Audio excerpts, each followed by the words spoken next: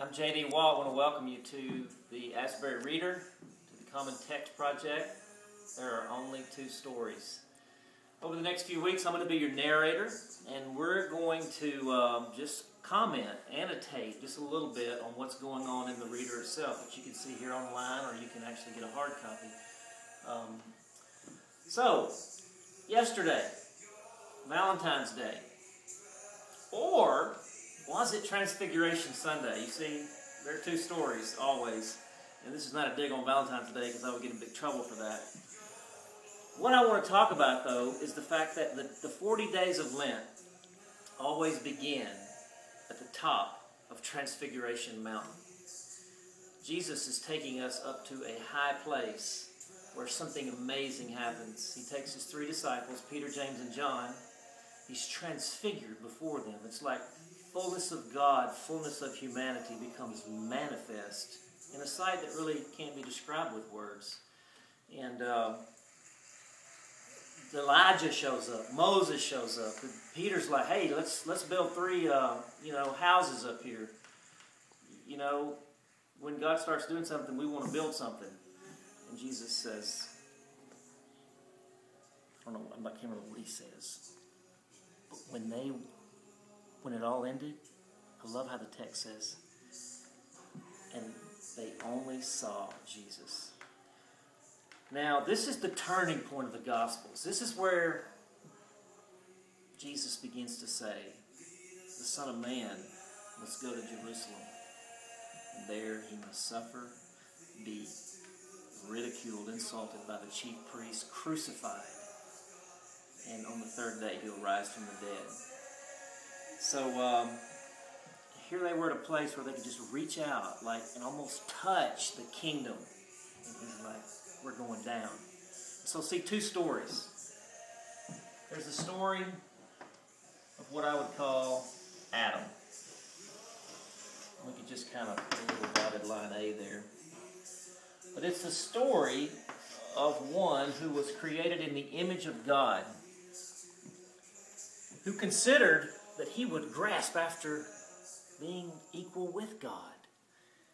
And he starts the journey upward. This thing actually ends up on a high place where at Babel they build a tower that reaches to the heavens. They say, let's make a great name for ourselves. And you know what happens? The story of up becomes catastrophically the story of down. And so, number one here, story of Adam, story of up. Now, Jesus, he actually is the second Adam. And he takes the story of up. This is Transfiguration. The highest place, heaven and earth kiss. And then, the one who being in very nature God, does not consider equality with God something to be grasped. But he makes himself nothing. He humbles himself. He follows Adam down into the depths of the lowest place, the depths of the fall. And there becomes obedient to death, even death on a cross. You see, the summit of the kingdom is actually the very lowest place. And at this place, he is laid in the tomb, and he is risen from the dead. And therefore, God highly exalts him and gives him the name that is above every name. That at the name of Jesus, every knee shall bow, every tongue confess that Jesus Christ is Lord, to the glory of God the Father. You see, he is given the name above every name. And over here they're trying to make a name for themselves. The story of Adam. This is the story of Jesus, the second Adam. The story of what I would call down. You see, in the world, what goes up must come down. But in the kingdom, what goes down must come up. It's the gravity of heaven. That's what we're going to be doing for these 40 days. We're going to be in this descent. We're going to be following Jesus all the way down to Jerusalem. We're not going to miss a move. We want to get in lockstep. We want to stay close to him. We want to behold Him. We want for Him to impart His very life to us. And we want to wind up right here on our knees like we've never been before, even though maybe we've been there before.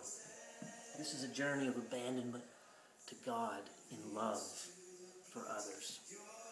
So, Valentine's Day, Transfiguration Day, there are only two stories.